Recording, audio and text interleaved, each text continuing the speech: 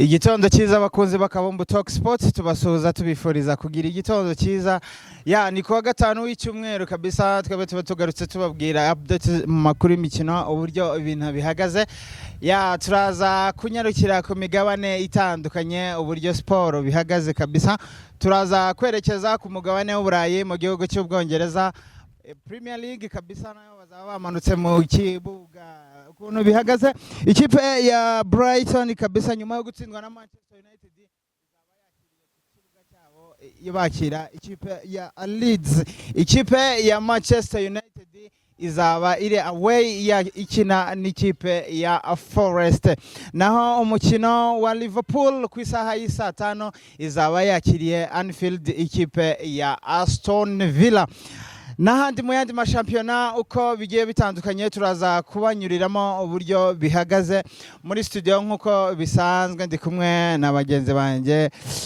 juste bimeze bitaya ça va bien bintu bimeze neza iradizi igihe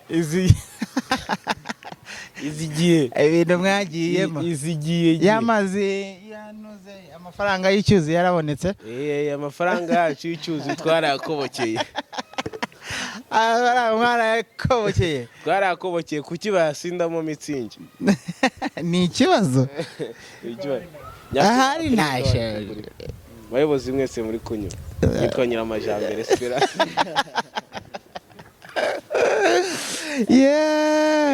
ibintu byaragoranye wa shakira ibisubizo murebe ukuntu natwe abasigajwe inyuma n'amateka mwado amafaranga yacu amafaranga y'icyuzi yes nuko biba bihagaze kabisa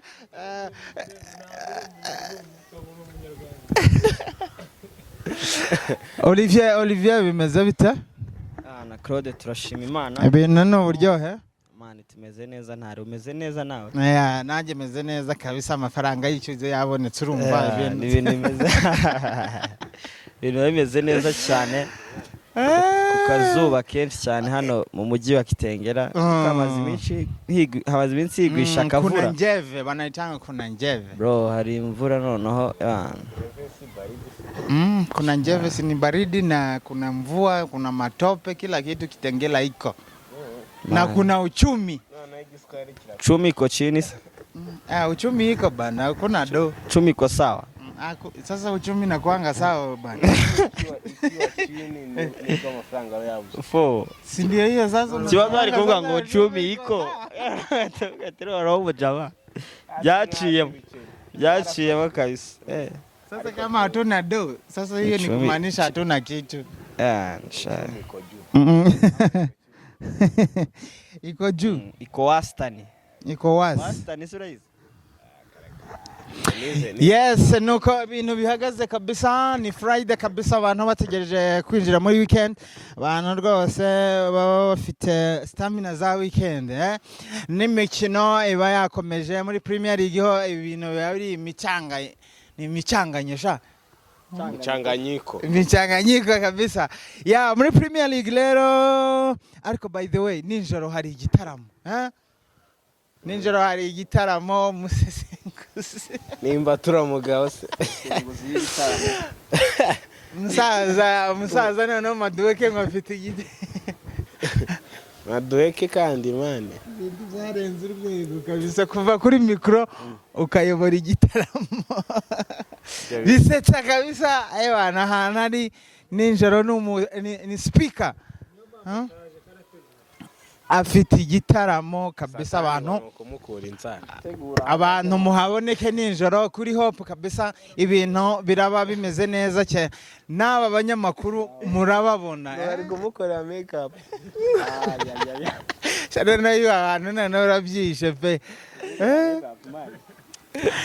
abantu muze kubaboneka ni ninjoro kabisa turamya no guhimbaza Madame Satanias kabisa umukonducteur hano by the way tuba turi kumwe n'abashumba by'itorero nyuma ya makuru y'imikino kabisa n'abara bari muri practice kabisa. Oya rwose ni umuntu umeze neza, muze kumutegera ninjoro. Rero ku bakunze bakabumbu Talk Sport rero twinyarukira ku mugabane w'Uburayi, amakuru yo ni menshi, makuru y'imikino ninjoro ku munsi w'ejo ku isaha y'isa 12 match zose ziri saa 12. Ikipe ya Brighton izaba yakiriye ikipe ya Leeds, naho ikipe ya Burnley izaba yakiriye ikipe ya Arsenal, naho ikipe ya Crystal Palace izaba yakiriye ikipe ya Brentford, naho ikipe ya Fulham izaba yakiriye ikipe ya Wolves, Nottingham Forest yakira ikipe ya Manchester United, naho ku isaha y'isa 2:30 ikipe ya Tottenham Hotspur izaba yakiriye ikipe ya Chelsea, naho ku isaha y'isa 5 Tottenham izaba yakira ikipe ya Chelsea ejo saa 2:30. Naho ikipe ku isaha y'isa 5 Anfield Road ikipe ya Liverpool izaba yakiriye ikipe ya Aston Villa, match ikomeye kabisa. Ziracyaza. Naho ku cyumweru ninga ikipe ya West Ham izaba yakiriye ikipe ya Newcastle, naho ikipe ku isaha y'isa 1:30 ikipe ya Manchester City izaba yakiriye ikipe ya FC Bournemouth. Nyuma yo gutsindwa na Aston Villa izaba yakiriye ikipe ya Aston Villa. Shiros Bournemouth kichwa over 1. Abandi musigaye namwe mwaragize mwaratereranya amakipe Semenyo. Semenyo arakuramo umuntu umwuka. N'umuhungu bita Kluivert. Naho ku munsi w'ejo muri La Liga ikipe ya Villarreal izaba yakiriye Rayo Vallecano, na Atletico Madrid izaba yakiriye ikipe ya Sevilla, naho ikipe ya Real Sociedad izaba yakiriye Athletic Club, naho ikipe ya ku isaha y'isa 5 ikipe ya Real de Madrid izaba yakiriye ikipe ya Valencia.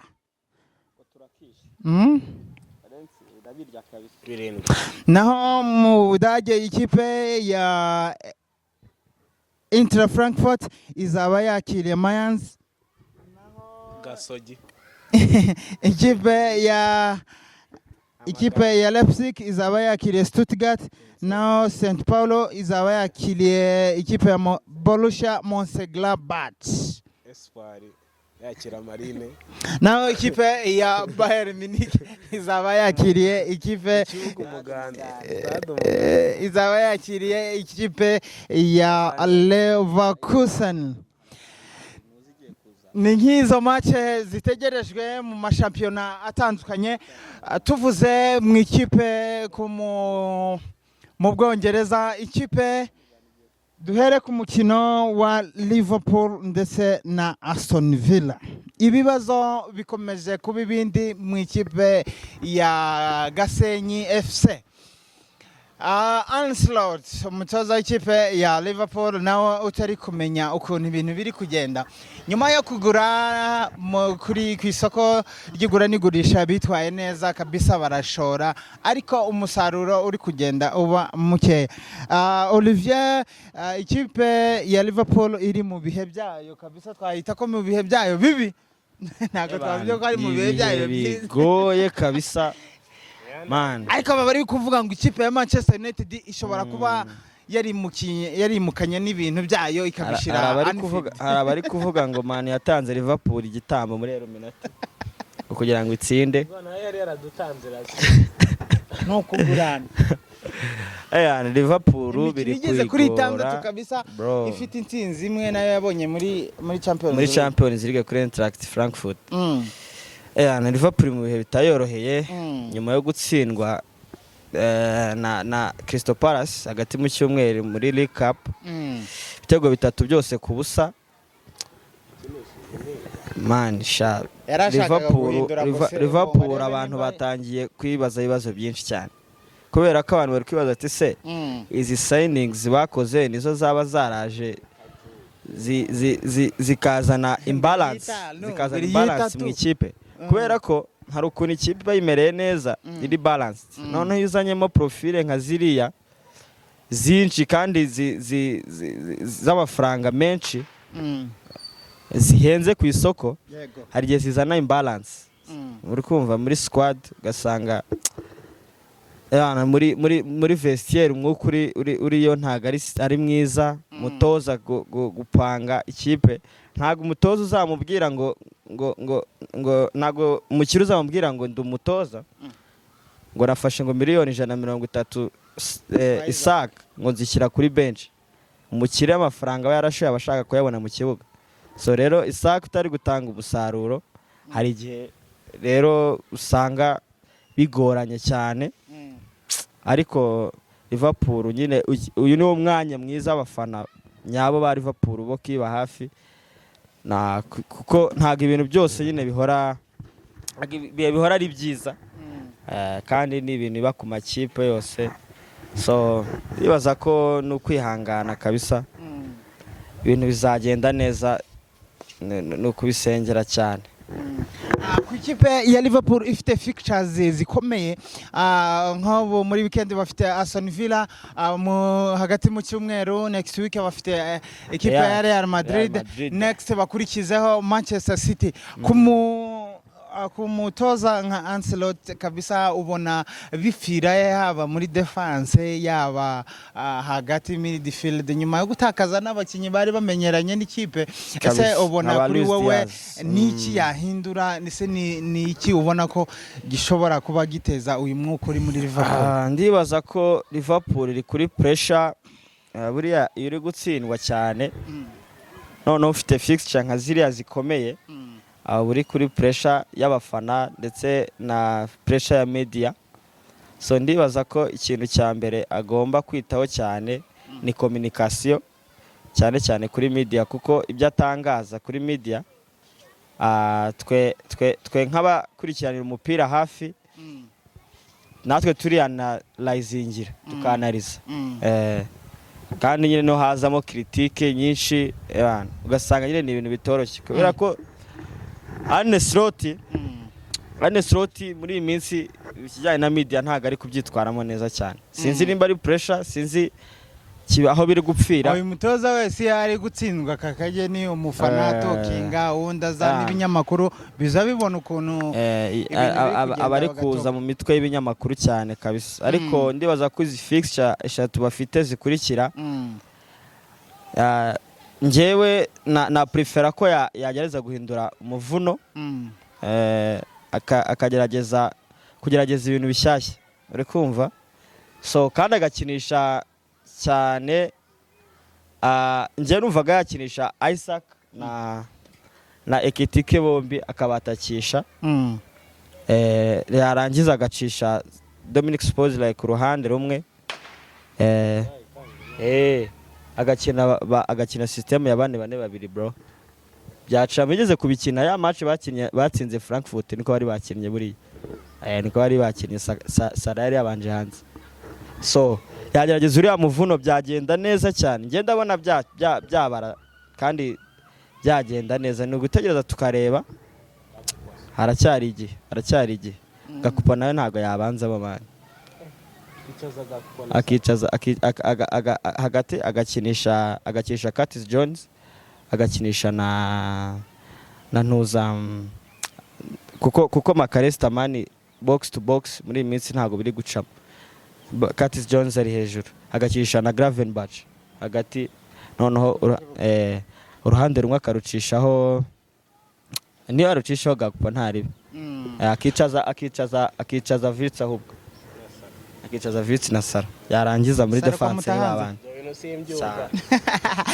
ku yandi makuru avuga muri Liverpool nuko umukinnyi Frimpong ashobora kumara ibyumweru 6 hanze bitewe n'imvune uriya mukinnyi nawe ushobora kuzahombera ikipe ya Liverpool kabisa byarahombye already byarahombye juste tutarava kuri Liverpool ubona ikibazo byakaba kabaye analiza ikipe rero utadafana ari insazi ariko Liverpool mba mbona ari umutoza wikoroga wenyine ubundi Liverpool tuzi imyaka 6, 7, 8 ishize yari yubakiye kuri Salah iyo ushatse kuzana ibindi bintu bitubakiye kuri Sara njyewe mbona byapfuye ku giti cyanjye. uraje usanze ikipe yubakitse, ubanje ukoreye mu bintu by'umutoza uherutse, mutwaye Premier League, ubonye bikunze, instead of gukomeza ibyo bintu ahubwo ugashaka umusimbuzi uri ku rwego rwa Sara uzajya ugukinira uwo mwanya we, kuko ntazaguha serivisi igihe cyose. Ahubwo wowe ushatse guhindura ibindi bintu ngo kugira ngo wubake ibintu byawe. Abazungu rero sinzi amenye ukuntu bazamera. Muzungu we asaba ashaka ngo akore ibintu bye. Niyo mpamvu mwabonye Amorim yafunze umutwe ukageraho nyine bikagiza akabihariza mpaka bibaye. Ni ukuvuga ngo umuzungu wese aba yumva ashaka kubaka ibintu bye, CV yiwe ntago aba ashaka kugendera mu bitekerezo by'undi muntu. Rero mbona ari slow turi kwicanga cyane, kuko Sara atameze neza, dressing room izapfa. Icyo ni icyambere, ibintu biba byapfuye. Mu kibuga Sara nta wundi muntu ushobora kuguha contribution irenze. Umukinnyi wari wese ntafite umukinnyi uri bw'ibintu biri ku rwego rwa Sara, ntawe ku ruhande rwiwe. Gufata Sara ukamwicaza uba wimye ibintu byinshi. Rero nkabona yari akwiye kubanza agasolvinga. Juste ukiri kuri Sara, ni byiza ko twanariza situation yose tuyivuye imuzi, kugira ngo turebe ikibazo ubundi kiri kuva he, ni kihe kibazo nyamukuru kiri muri Liverpool. Ndibaza ko Sara muri season aho yatangiriye ntago ameze neza, ntago ari mu bihebye. Ndibaza ko twakwemezanya kuri icyo ugereranyije na sezi ishize, uburyo yari yayitangiyemo, nubwo itaragera kure, ariko uburyo yayitangiyemo. Reba nk'ubu ngubu statistique ziwe, afite ibitego bingahe ubu ngubu muri shampiyona? Tekiri igitego kimwe. Ari gukoreshwa ariko. Ari gukoreshwa. Oya, n'imikino bamukoresheje uzare contribution ye mu kibuga. Ntago yasubiye hasi cyane. Ntago ari kuri top. Ubundi Sara twe tuzi, ndibaza ko nawe uri umunyamupira urabizi ibi bintu. Ni Sara watsindaga, ni Sara watangaga assist igihe cyose, nyine ukabona contribution ye mu mukino. Ariko ndibaza ko aho iyi season yatangiriye byaramugoye. So ndibaza ko imikino Sara amaze kubanzamo niyo amaze kubanza benshi ko ariyo myinshi. Ubwo bamaze gukina imikino 10 ya Premier League. Imikino yabanje hanze niyo mikeya. Yabanje tuvuge ko ari urwego rwa Sara. Niba mwibuka sezi gitangira ngiye Sara yari ameze neza. Match nibuka ya City na Liverpool. Yari akuyemo umuntu umwuka. Noneho just mbona ari umutoza atari Sara. Kibazo oya nanjye ntabwo mvuga kibazo ari Sara. Uri kumva? Urwego rwa Sara kuko rwaramanutse, yes. Ibyo birumvikana. Kandi bibaho ku mukinnyi wari wese. Ariko se tuvuge ko ari undi mukinnyi. N'urwo rwego rwa Sara ruri hasi. Uri butanga ibiruta ibyo bya Sara ari gutanga. Ubu muri Liverpool ntawe. Cyane kuri rwa ruhande rwe. Kuri rwa ruhande rwe. None ikintu umutoza agerageza gukora no kugerageza guhindura umuvuno kugira ngo arebe ikipe ntirotetingire ku muntu umwe. Iyo utegamiye umuntu umwe ukavuga ati uyu nguyu niwe mukinnyi, abandi bose bazaza baza bakarotetingaho, biragenda bikagora ikipe kandi bikayica. So ndibaza ko ashaka kuzana umuvuno mushyashya wo kuvuga ngo ndashaka kugerageza nkinisha abataka babiri, uriya point man, uri kumva, muri system ya 4-4-2, uri kumva, cyangwa yakira muri system ya 4-3-3 akabanzamo Sara. So aracyari kugerageza, mbese aracyari ku examina, biracyari akavuyo, ariko bizafata irange. Turizera ko bizafata irange vuba ngaha. Bya Slotis ntabyo mbona, arange mbona, reka tubitega amaso. Yego komanda, ariko keretse avugane na Sara basotinga ibintu. Utameranye neza na Sara ikipe bayapfuye. Kandi wibuke ko mu ntangiriro z'iyi season abantu benshi Liverpool bari bayaye igikombe. Bitewe na signings bari bakoze. Noneho izo signings isanga squad already yari hari.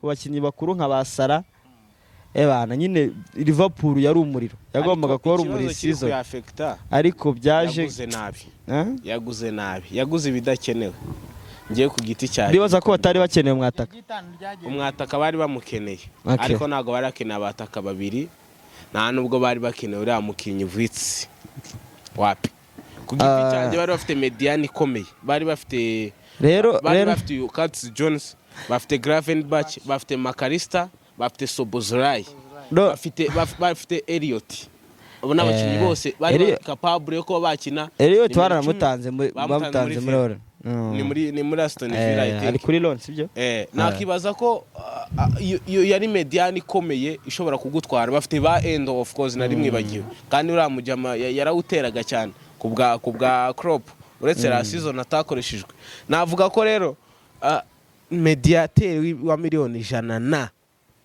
ntago yarakenewe Liverpool nabo I think bari bakeneye umudefanseri ntawe baguze nta mudefanseri baguze kandi umudefanseri bari mu mibare y'umudefanseri ebana yagarukiye no ku kagozi bari bamaze kugura Frimpong kuri kabiri wa no dukumusimbura bamaze kugura Kerkeze wo gusimbura Robertson wari umaze kugenda agira imvune n'iki n'abasimikasi babarekuye muri Roma aravuga ati Kerkeze nguya amenyere champion avuye muri Bournemouth Frimpong nguya ameze neza muri Leverkusen yabateretse aho ngaho imibare yari kimeze neza ikintu bari gukurikizaho nukuzana umudefanseri wari guhituza hari akajya akuvura aba ba Konate bahora mu mvune na ba Van Dijk akabafasha ntawe bazanye bihutira kugura Ekitike wa 90 miliyoni 90 papa wanje bagiye kugura Ekitike kubera ko Newcastle ujye ukurikirana ibi bintu Newcastle yari yabimye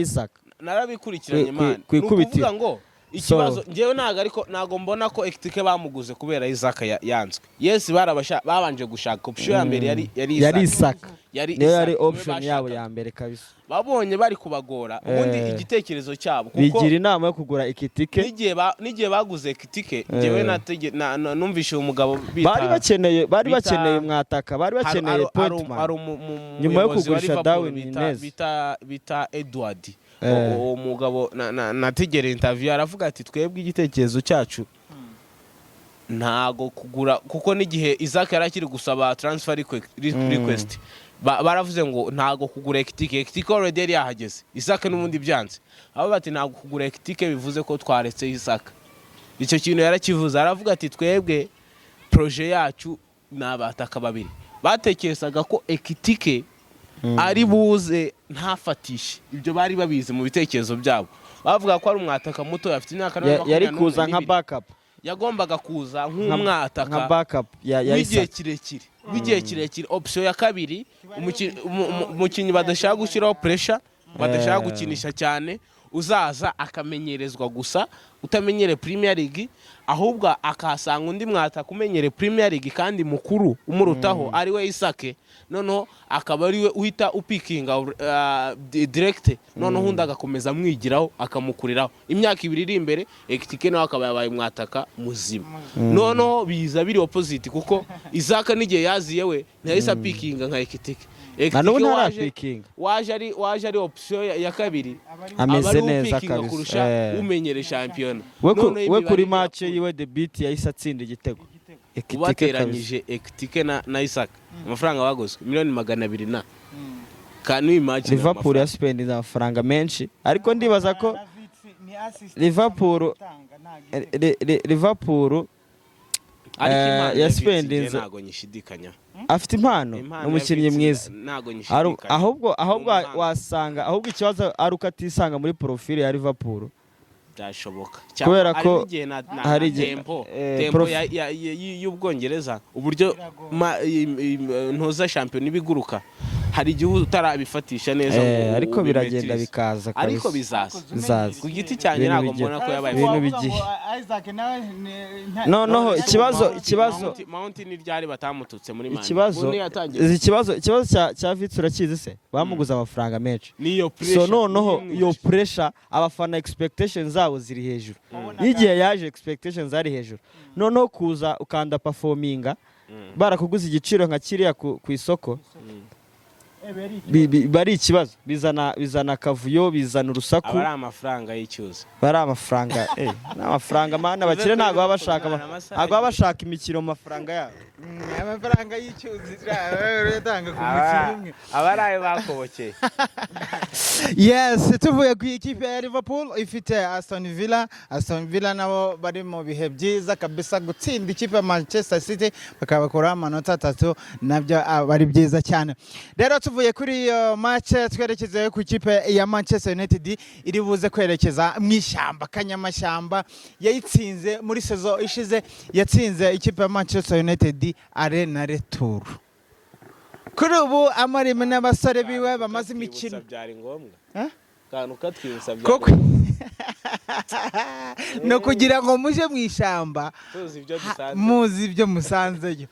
Rero amanota 9 clean nabyo ako kantu mugasigi ntimukibagirwe amanota 9 ari clean baraba bamanuka muri bakanyamashyamba juste kuri Amorim ubu interview zagabanutse ku bitangazamakuru kabisa bavuga ngo ari ndi yakozeje bavuga oya nyine zigereranyije ndagira interview zasohokaga buri munsi habe urebye na Fabrice yabuze icyo postinga kabisa asigaye yipostingira ba Maguire. Here we go. Player of the week. Player of the week kabisa. Ruben Amorim sack. Kabisa. Rero juste kuri match ya Shandash na Amorim ni match yiteze gute ku bafana ba Manchester United. Gusa nje ikintu kimwe navuga bayitsinda kari akajama kiyogosheshe pe. Na kajama gafana kama. 120 days. Ubu ni 340 ingahe Juste kuri match ya Shandash umutoza mushasha wa Nottingham ndetse na Amorim ni game tukiteze gute muri weekend. Ni match irimo tactique nyinshi ku giti cyanjye ni match irimo amahesabu menshi cyane ku mpande zombi. Maningo bashaka umwanya wabo wa mbere aya bagomba kurara kwa kabiri nibatsinda. Ikintu cya mbere gihari nuko umutoza wa Nottingham Sindaish iki kigabo cy'umutwe kabisa headquarter afite headquarter cyane y'umutwe head of state.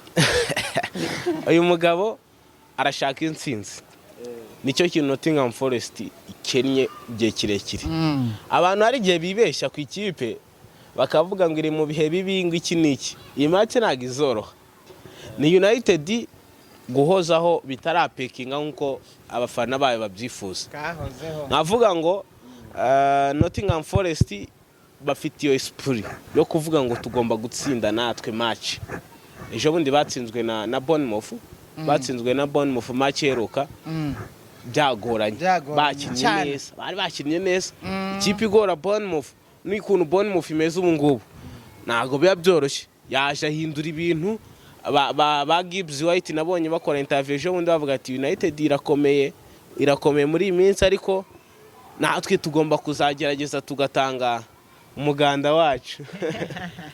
Ba Gibbs White abasore ba Odoi neza hariya ba Wood na abasore ba Oni bafite abasore arundi musore bita ni bari Muriro. Yes, Muriro. Ni Muriro. Inshuti yabisetsa cyane. Muriro akunda Muriro cyane. Nkavuga ngo ni match itazoroha. Gusa Ruben Amorim mbona usigaye managinga squad ye neza cyane. Asigaye managinga squad arige sinari niteze ko abanza hanze Mount. Match yeruka ariko hari ukuntu asigaye babalansinga. Mount yabanje hanze, ejo Kunya yabanjemo, ejo bimeze bite, ejo Maguire ari benshi, ejo yazanye Mazraoui, ejo bundi yazanye Heaven. Ubona mesirona ko squad ye yari balansinze ku rwego rwo hejuru, boost cyane ikomeye. Naraye numvishe interview yiwe Buchaman yagarutse mu myitozo. Alessandro ameze neza cyane 100% ameze neza. Ivuga ko agomba gutwarwa gake kugira ngo adasubira mu mvune. Ariko ameze neza. Imyitozo irimo kuvejo yatangiye imyitozo n'uyu munsi arakora imyitozo ndetse n'ejo mu gitondo bajya bakora imyitozo mbere yuko bajya kuruhuka 6 saa 12 imyitozo yabo yo kuwa gatandatu bayikora saa 12 za mu gitondo kare cyane bagahita bajya kwitegura umunsi match day. Nkavuga ko iyi match ni match Ruben Amorim agomba gutsinda gusa kandi ni match Sindayise agomba gutsinda, agomba kugaragara bari fresh, umwuka ni wose. Abakinnyi ngiye mbona ikintu cyabiteka ibyinshi inyuma ni uko uriya mukire yavuze ngo Ruben Amorim nta hari kujya. Bari bamenyereye ko bajya bigira nabi umutoza bagahita bamuhambiriza. Yarababwiye ati imyaka 3 mu mukunde cyangwa mu mwange ari hano. Bavuze ati ibyo turi kwigira byose kocha nta hari kujya, dushatse twamufasha ahubwo nitwe dushobora kugurishwa. Imyaka 3 se twese tuzi ko tuzatukiri hano. Ndabwo reka dushaka umwanya twitware neza turebe ko twatanga umusaruro umutoza tukamufasha. Nabona ko ni match izabikomeye cyane ariko all in all United ifite upper hand bitewe na form ifite. Tutarava ku ikipe ya Manchester United kuri kapiteni Bruno Fernandes kuva sezo yatangira abantu bataramubona muri wa mukino bari basanzwe bamuziho. Ese ubona biterwa n'iki kuba mutoza yarahisemo kumukinisha hariya kugira ngo bitendukanye na sezo y'ubushize wabonaga Bruno uko ariyo key player w'ikipe ya United, ariko kuri ubu uganiriye n'abafana bakubwira ko Bruno Fernandes ataragaruka mu mukino we nkuko bari basanzwe bamumenyereye. Ese biterwa n'iki ni kumukinisha kuri uriya mwanya abantu nyine batarabona performance yiwe? Byaba byaratewe n'iki kumutoza nka muri system yiwe? Urakoze. Bruno ndibaza ko aho waruvuze ko atari key player, ndibaza ko akiri key player muri equipe ya Man U. Ni umukinnyi mukuru, icyo ni icyambere kandi ni na captain. So ndibaza ko rero ibyo ngibyo hari byinshi bikubwira. So ahubwo ndibaza ko icyamugoye I think ni role nshya bamuhaye, gukina umwanya utari uwawe biragora kubera ko nta mukinnyi yifuza gukina ku mwanya utari uwe muri system izo arizo zose, muri formation izo arizo zose. Buri mukinnyi aba yifuza gukina mu mwanya we. So Bruno muri formation gukina ari gukina cyane nka defensive kurusha uko akina ari attacking, uri kumva? Kandi Bruno buriya n'umukinnyi ukunda gukina ajya imbere aposesa ya clear. So nicyo cyamugoye, gusa biri kugenda biza buri kintu ni ukumenyera kabisa. Bizakunda ibintu byose rega bipfira mu mutwe. Negative byose bipfira. Hano ko tuvuye ku ikipe ya United twerekeze ku bantu bamaze iminsi babona amakarita y'imituku noneho yarambira abarasta amakarita agera mu 8 cyangwa 7 y'imituku bamaze kubona kuva sezo yatangira. Juste baraba bamanutse mu kibuga nabo ibintu byabo kuri ubu byabaye imvange cyangwa gatogo bitewe n'ukuntu wabivuga. Ibintu byabo bisa byabaye gatogo kuri ubu barabamanutse mu kibuga nabo bafite ikipe ya bafite Tottenham Hotspur. Ikipe ya Tottenham muri midweek yatakaje umukino wa Carabao itsinzwe na Newcastle. Baraba bamanutse mu kibuga bakira ikipe ya The Blues. Abarasta urabavuga wiki? Ni match ikomeye, ni derby London, kandi izi derby za London ziba zikomeye, ni match ziba zikomeye. Match ziba zikomeye cyane kuko Tottenham nayo si ikipe nto, ni ikipe nkuru ifite squad ikomeye, bafite abasore ba Kudus bari kwitwara neza, ba Zabi Simons, bafite abasore ba Richarlison, De Andre, ba Kuleziviski, bafite abahungu benshi hari abitwara neza, ba Bentancur, ba Sar, Papi Matasa, abasore baba bahanga ba Romero ba Van de Ven basore ba Polo bamwita ngo icyaryo Pedro Polo yes ba Pedro Polo abasore ba Dogu bose ba Spence ni abasore bameze neza nkunda n'umuzamu wa Tottenham cyane w'umuhanga ta Vicario Gianluigi Vicario umuhanga cyane kabisa w'umutaliyani wizamara ryumva arisobanukiwe nimero ya mbere mu Butaliyani by the way nkavuga ngo yakuye Donnarumma cyane niwe wakinnye ro reka niwe wakinnye I think so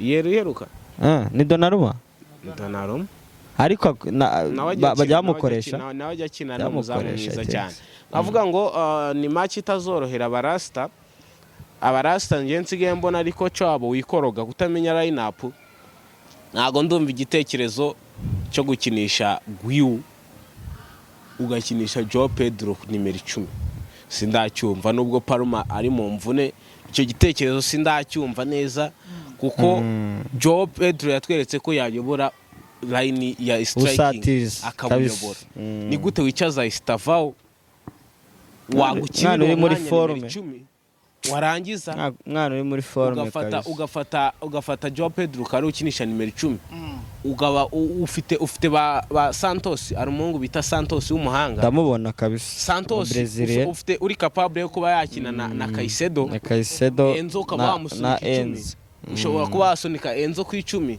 ugakinisha Caicedo na Santos bakakontrola mediane ari kuri gufata Joao Pedro hari na Romero Lavia umukinnyi mwiza cyane nubwo yahuye n'imvune ariko bameze neza bari mu kazi ni gute ufata Joao Pedro ukamukinisha umwanya nimero 10 kandi ufite abakinnyi bose kuri bench bashobora kugukinira mbona ariko kiri kwikoroga cyane ntaramenya line up yiwe nyakuri ariko kandi Tottenham izamukosora niyo njya bira bintu byo kwatakisha umwana ngo Guiu Guiu yatakisha Derek George ejo batsinze ni bingahe 4-3 aratsinze ajyamwita ngo nagakende ikintu giteye impungenge ikintu giteye impungenge ni ama red card Liam Delap wabonye red card yari kubafasha kuri iyi match uriya muhungu yafashe red card urumva rero babuze undi mwataka wenda ari gukina ku 9 muri weekend so urabona ko ari ibibazo biramuzana mu yindi mibare bafite ba Neto bafite ba biramuzana ariko njye ndibaza ko ikibazo cya Chelsea cyane babuze umukinnyi uri macuwa muri squad muri attack aho yerekana no muri attack no muri squad buriya uyu mukinnyi ari iyo umufitemo abantu bari macuwa muri squad ebana ubusanga hari mentorship uhera kuri defense man nta mukinnyi uri muri mukuru man kandi buriya abakinnyi mukuru bafite ngo ni James so uribaza ko afite ni bari 24 bro rero iyo udafite umukinnyi uri macuwa muri squad umukinnyi abana bafatiraho icyitegererezo umukinnyi ushobora kureba abana akabareba igitsure akareba igitsure akababwira ati we peti mvuze so umusaza bizana so ngaho ibaze nawe dressing room irimo bari abana gusa ibaze dressing nka buriya bari mu biki dressing room irimo Garnacho na George na Estevao na Gittens na Parma Parma ngo niwe star player ngo ni Parma man bizagorana nubwo Chelsea yari yazanye ngo ibintu ngo byo kubaka project nshyashya y'imyaka myinshi ndibaza ko kugura abana gusa kugira squad irimo abana gusa nabyo bijya bizana buriya habakeneye ikintu cya mentorship muri equipe kandi mentorship izanwa n'abakinnyi bakuru abakinnyi bamenyereye competition bamenyereye imikino ikomakomeye cyane imikino y'amaderby ini match izabikomeye so match izabikomeye Tottenham ntago yoroshye Tottenham iri mu kazi nubwo yatsinzwe umukino wo muri League Cup iri ku mwanya wa 3 sibyo wa kabiri iri ku mwanya wa 2 rero urumva ko atari ikipe y'agaze Thomas Frank ari mu kazi urumva ko atari ikipe y'agaze na Chelsea iri ku wa 9 Chelsea iri ku mwanya wa 9 ni atari wa 8 ariko Chelsea transfer Ariko akadro kadufasha. bakeneye gukanguka K'iyi match. cyane bakeneye gukanguka Spurs bakigiza ni ukuri gusiga. kabisa. ubundi Chelsea niyo yatsinda Mm. nta kibazo. Nta kintu bitwaye. Chelsea turi kwirusha amanota angahe? 2. 17 Turi kwirusha angahe? 2 2. natwe kubera turamanuka Eh. n'amapa. Oye imatch yo muri weekend yo nta kabuza turayitsinda. Yes kabisa, tunyuze gato nta bintu byinshi tubivugaho. Ku baganaza barashi barabamanutse kabisa bakina n'ikipe ya Burnley na kamace n'ubundi ewana Iyo ngiyo 6 Arsenal 6 mushiraho over yo Kerezi karara gakubita hat-trick. kubita nka 4. Ntiyoroshye ariko Arsenal umukino mwiza akagusa Arsenal. Arsenal man zayitsinda. Ngiye prediction njyana ita tanga sure deal sure deal ayo ni amafaranga Arsenal yishyirireho niyo washyiraho miliyoni ugashyiraho Arsenal ayo ni amafaranga y'imboga cyane ntago ari kubyumva Justin ntago ari kubyumva. Aya gutsinda bazatsinda ariko ntabwo ari match izaborohera nkuko muri kubivuga. Gutsinda aya uzatsinda bafite bakayeka iriya bafite ukaba yashyushye kana ubwenge bwarashyushye ugucuku yibereyo bafite asaba abakinyi nabahe ugucuku tamuza ariko mwana uri hano umukinyi uri kuzana ugucuku uyu wavuye muri Man United inde handball uramunguza umupira kubona wabonye inteze bafite umwataga ntibukiza haracyari akazi ko gukora mwana abana abo ngabo barasubirayo bariya barasubira mu cyiciro cya 2. nuko ibintu bihagaze rero twasoreza hano kabisa ewana tubonane mu gitaramo cya ninjoro nicyo tubararikiye ubundi match abantu baze basenge ewana ubundi muzaza mureba match mudasenga muze musenye amakipe yanyu ya makipe pressure yazamutse bari bafuru mugomba gupfukama mugasenga oya bakeneye huduma bo ntago bakeneye kesha bakeneye huduma nk'icyumweru. Yes nuko ibintu bihagaze tubifuriza kugira weekend nziza kabisa. Amakuru yo nayo kuwa mbere kabisa muryoherwe na weekend. Ciao.